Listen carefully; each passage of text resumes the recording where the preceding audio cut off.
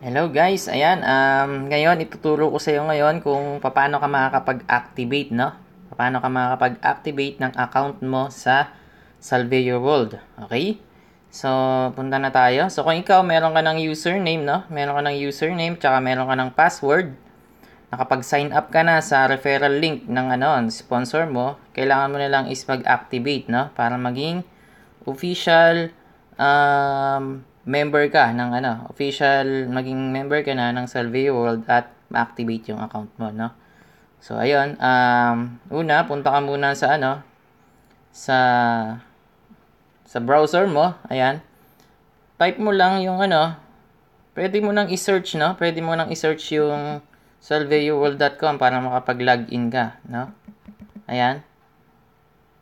salveyoworld.com. Ayan. So, ayan. Pupunta ka lang dyan. So, ito yung lumabas. Then, magla-login ka lang dito, no? So, kung makikita mo dito, ayan. Ito yung login button, ano? So, i-click mo lang yan para lang sa gayon makapag-login ka. Then, i-fill up mo lang kung ano yung username mo at saka yung password mo, no? So, ngayon, fill up ko dito yung aking username na ginagamit pang testing. Ayan. Ayan. Okay. So, ayan. Naka-login na ako, no? So, ito yung makikita mo ngayon sa sa website ng salveyoworld.com, no? So, kung hindi mo pa napapanood yung compensation plan, ito yung compensation plan, no? So, play mo lang itong video na to. Para lang sa gayon is maunawaan mo pa ng ng lubusan yung business ni Salveyo World. Okay? So, meron din ditong gold, yung itong gold presentation, no? Na video. Ito. So, panoorin mo lang itong gold presentation na to para na sa gayon, maintindihan mo kung ano yung difference ng gold membership or the platinum membership, no? So, ito naman yung platinum. Ito naman yung platinum na video. So, kailangan maintindihan mo yan para na sa gayon is maano mo siya, mapili mo kung ano yung membership na gusto mong i-purchase, na. Okay? So, ayun, punta tayo. Paano mo i-activate ngayon yung account mo? So, usually dito, meron kang makikitang si membership package, no? So, i-click mo 'yan. Ayan, dito ka ngayon mapupunta. Ito yung difference ng difference ng gold at saka platinum membership. So, makikita mo dito yung price, no? Tsaka yung mga retail commission kung ano yung difference niya, no? So, ang pinakang difference nito, ayan, syempre sa presyo, tsaka sa product, no? Then, yung maximum potential income, then sa e-loading, no? So, e-loading. So, kapag platinum ka, meron kang 3 to 5% na, 3 to 15% na discount sa e-loading natin, e-loading portal, no? So, ayan, yun yung pinakang advantage niya. Syempre, at saka yung maximum potential income, no? Okay, so punta na tayo ngayon kung paano mo ma-activate yung account mo na yan, no? So, ayan, kung scroll down mo lang dito, meron tayong mga packages, no? So, RG1, RG2. So, pipili ka lang dyan kung ano yung gusto mong package, no? Ayan, dito naman sa baba yung pinakang platinum. No? So, yung mga special platinum tsaka special gold, ang pinagkaiba lang niyan is yung mga combination ng product, no? So, example, ito, special platinum, no? Puro good shape lang, puro Salveyo barley lang. So, diyan mo makikita yung Okay? So, ngayon, since nag-start pa lang yung itong Salveyo World e-commerce business, itong add to cart na nakikita mo dito is hindi pa to nagwo-work, no, as of now. So itong add to cart na to is ang schedule nito is this August mai-connect na tong add to cart na to at nagwo-work na to, no. So ngayon itong add to cart na yan, itong mga add to cart na yan. Sa ngayon, pasensya na kayo, hindi pa to nagwo-work, no. Hindi pa yan nagwo-work. So kailangan pumunta muna tayo dun sa isang process para makapag-activate ka, no? Pero later on, kapag nag-work na to, so mas magiging madali na siya, no? Magiging madali na sa mga lahat ng magme-members, no? So, ayun, So, paano ka makakapag-activate kung hindi pa ito nag-work, no? So, yun yung ipapakita ko sa iyo ngayon dito. Okay? So, ngayon, punta ka lang dito sa click mo lang itong menu, no? Itong menu na nakikita mo sa taas, no? So, ayan. Tapos, click mo yan. May makikita kang dashboard, no? Ayan. So, kailangan i-click mo tong dashboard na to para sa gayon, mapunta ka sa dashboard mo. Okay? So, ayan. Click natin. Okay, ayan. Nandito na ngayon sa dashboard mo. Okay? So, i-orient na rin kita, no? Para na sa gayon is alam mo yung, yung business nito, no? So, ito yung, ito yung pinaka-dashboard mo, no? Ayan. Meron ditong menu sa taas, no? Since pre-member ka pa lang, may limited pa tong, yung mga features dito, no? So, ang makikita mo pa lang dito is 5 pages, no? Pero pagka ikaw is activated ka na, may mga additional features dyan, no? So, ayun. Explain ko lang ng kaunti. So, ito ngayon yung pinaka-profile mo. Then, itong makikita mo dito, na, business link, yan yung pinaka-business link mo ng salveyourworld.com, no? So, ibig sabihin, ito yung gagamitin mo para mag-promote ng business ni Salve Your World. So, ang kinaganda nitong link na to, so kung mapapansin mo, itong link na to is yung username mo plus yung salveyourworld.com. Okay? So, ang gagawin mo lang dyan, i-copy mo lang yan para nasa gayon is yan yung gagamitin mong para i-share or i-direct message sa messenger sa mga referrals mo. Okay? So, ayun. So, kinaganda nito, itong replicated link na to is meron na siyang mga built-in videos, no? So, ibig sabihin, isi-send mo lang talaga siya, no? Magdadrive ka lang ng traffic papunta dito para nang sa gayon mapanood ng mga friends mo yung video presentation.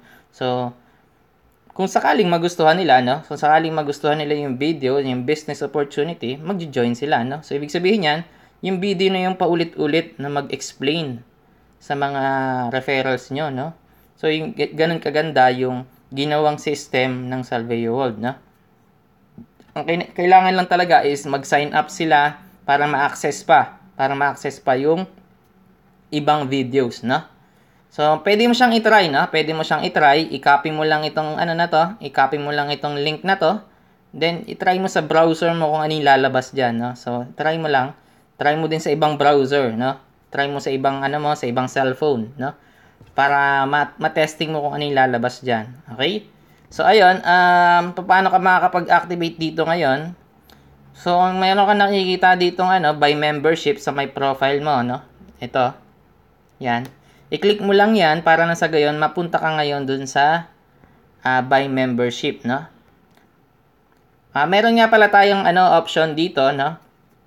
Ang option dito is pwede kang mag-cash on delivery, pwede ka ding mag-dropship, no? So, ibig sabihin, magbabayad ka muna, magpa-fund ka muna ng e-wallet, then, para makabili ka na ng package ng mas mabilis, no? Kasi ang cash on delivery kasi medyo matagal kasi, 3 to 5 days, no? So, bago ka pa ma-activate, magbabayad ka muna, no? Sa antayin mo muna yung bayad. No? So, yun yung pinaka-disadvantage ng cash on delivery, no? Ang pinaka-advantage naman ng magfa-fund ka muna ng e-wallet, ibig sabihin nun, magbabayad ka muna bago yung i-delivery, ma-activate na agad yung account mo, no? So, yun yung sinasuggest namin sa mga gustong mag-activate agad at mag-promote agad ng business nila. Okay? So, paano ngayon, saan ka pupunta pa para malaman makapag-fund ka ng e-wallet, no? Para makapag-fund ka ng e-wallet, kailangan i-check mo muna yung itong e-wallet section natin, no? Ayan, ito. Click mo lang itong e-wallet section na to, then makikita mo dito ngayon yung e-wallet na payment details, no? Ayan, scroll down natin. Ayan. Nandito ka ngayon sa So, pwede kang mag-fund ng e-wallet through bank, no? Ayan, dito i-click mo lang bawat bangko para makita mo yung details, no? So, dito ka ngayon, kung BDO ka, dito ka ngayon magde-deposit, no? Si Ma'am Richette Yanes yung pinaka-CEO natin, ng president natin. So, safe na safe kung diyan ka mag-de-deposit, no? So, ayan, ito, BPI. Click natin, yan. Click mo lang kung ano yung gusto mong options, no? Gusto mong mode of payments, no? Andito yan lahat. Okay? So, ang sinasuggest ko dito, wag na kayong mag-deposit dito sa Technowise 360 Incorporated kasi matagal ang matagal ang verification, no? So, ang suggestion ko itong private account ni Ma'am Rich, no? So, dito na lang kayo sa BDO, BPI, East West at saka Metrobank, no? So, ito yung pinaka the best at pinakamabilis na ma-verify, no? Siguro within the day mabe-verify yung yung pag ito yung ginamit nyo, no? So, kung remittance naman, ito, i-click nyo lang yung remittance. Ito naman yung pinakang finance manager ng company, si Jonah Villapira, no? So, dito din kayo magpapadala, no? Dito din kayo magpapadala ng Cebuana Luwilier, tsaka Palawan Express, no? Ayan. So, ayun. Then after that, kung nakapagbayad ka na sa bangko at saka nakapagbayad ka na sa Cebuana Luwilier, kailangan mo ngayong i-submit yung details, no, ng payment mo, yung mga reference number, yung mga information ng payment mo, no? Payment slip, no? So, kailangan pumunta ka uli dito ngayon sa baba ng dito ka ngayon pupunta. So, para i-submit, no? Yan, dito. Yan, okay? Para i-submit yung, yung payment mo, no? Para ma-verify ng office, no? So, ito yan. I-fill up mo to, no? So, if i-fill up mo yan, date, reference number, sender's name, location, tsaka additional notes, no? So, kung may additional notes ka pa, lagay mo lang dyan para nasa ganyan additional information, no? Para mas mabilis ma-verify. So, much better kung i-upload mo rin, I-upload mo rin yung kung mayroon kang payment slip, no? I-picturean mo ng cellphone mo, then i-upload mo dito, attach mo, then click submit, no? Ayun, yan. Click mo na lang yung submit pag kompleto na, no? So, ngayon, ang pag-verify nito is pag yung mga bangko, mas mabilis siya, within 1 day lang yan, one day lang yung verification niyan, no? Pero pagka yung mga remittance, pag minsan umaabot siya ng 2 days, no? So, ayun. So, kailangan alam niyo rin kung gaano katagal. So, kailangan mag-antay lang kayo, no? So, ngayon, anong mangyayari niyan kapag nakapag-submit na kayo ng details, no? So, merong mangyayari niyan, kailangan may lumabas na pending dito, no? Yan. Kailangan mo yan. Tulad nito, meron akong pending dati pa to, no? Tinesting ko lang siya dati. May lalabas dito na pending e-wallet transaction. Okay?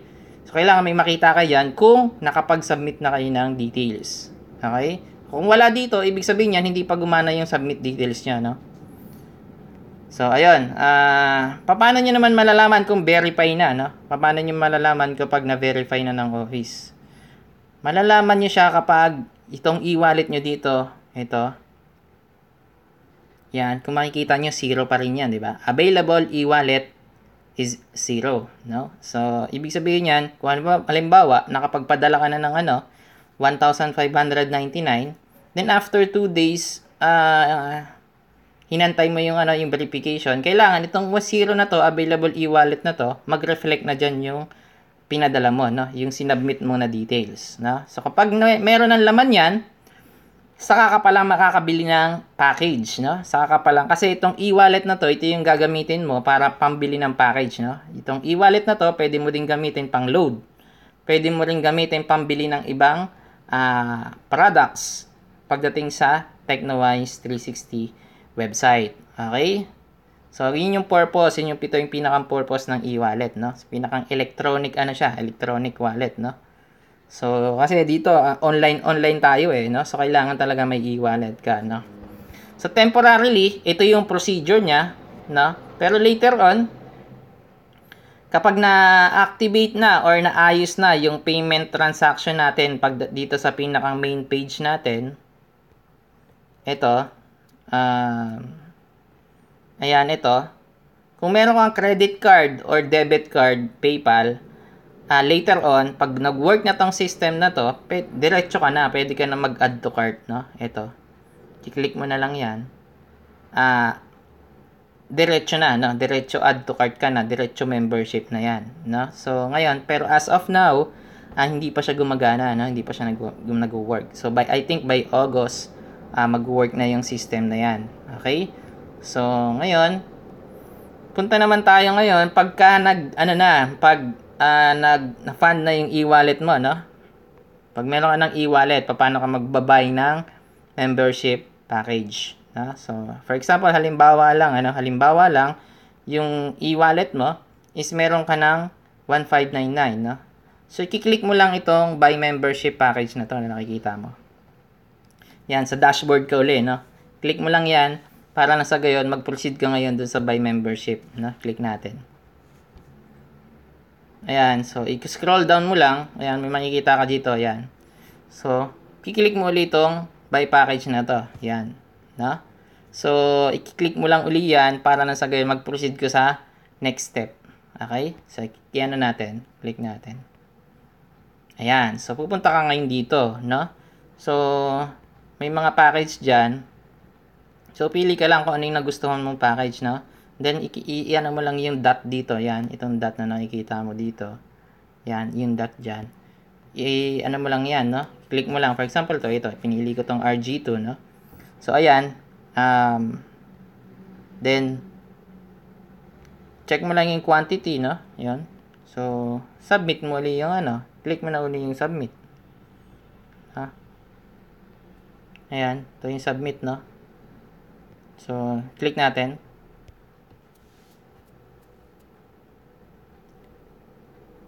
Ayan, okay? So, saan ka ngayon napunta? Scroll down mo, no? So, kailangan scroll down mo lang lagi para na sa gayon makita mo, no? Ito. So, pipili ka ngayon ng shipping preference, no? Kung door-to-door delivery or free pickup, no? So, ayan, usually naman tayo door-to-door delivery tayo eh. So, i-click mo yung door-to-door delivery. So, pag-click mo niyang door-to-door delivery, may lalabas ngayon na mga details, no? So, name, address, yan, ito. If i-fill up mo lang ito, yan, kailangan complete details. Kasi ito, delivery address to eh, no? Shipping preference nga pala to, no? So, ibig sabihin, pwede itong magkaiba dun sa pinaka-address mo versus dun sa delivery address na i-fill up mo dito, no? Kasi nag-order ka, no? So, ayan.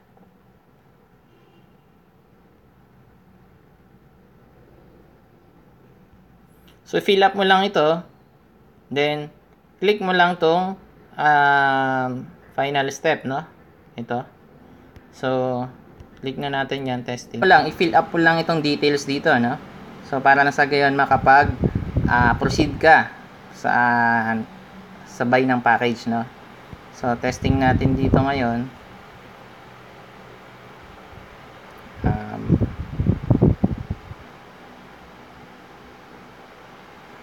To Fort District. Pasay. Okay, guys. Fill up mo lang dito, no? Ayan, for example lang to. No?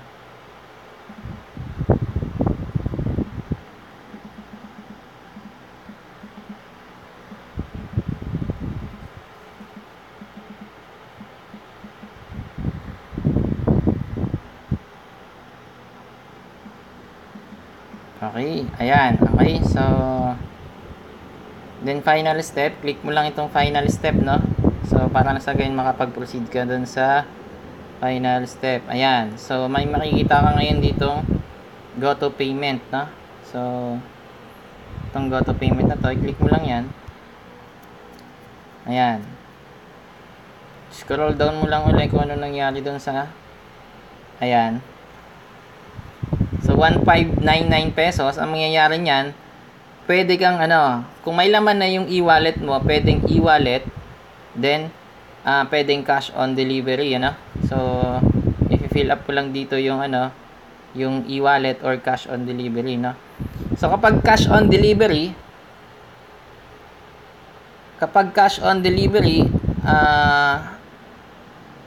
ayan, wala. Balik tayo, no? Nawala. Ayan. Okay, kapag cash on delivery, i-click mo lang itong cash on delivery na to, no? So, kapag e-wallet naman, since naka e-wallet na to, kailangan e-wallet yung lumabas dito, no? no? So ayan, kiklik mo lang ito ngayong pay now dito. Okay? So testing natin kung cash on delivery, no?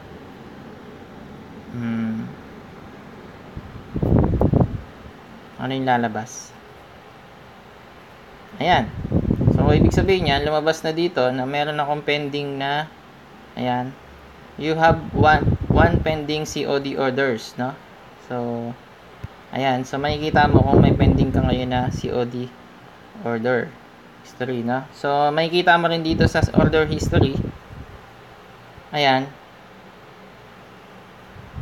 Ayan, i-click mo lang itong cash on delivery na 'di ba mayroon kang makikita dito na ayan, itong cash on delivery na page pagdating sa order history, no?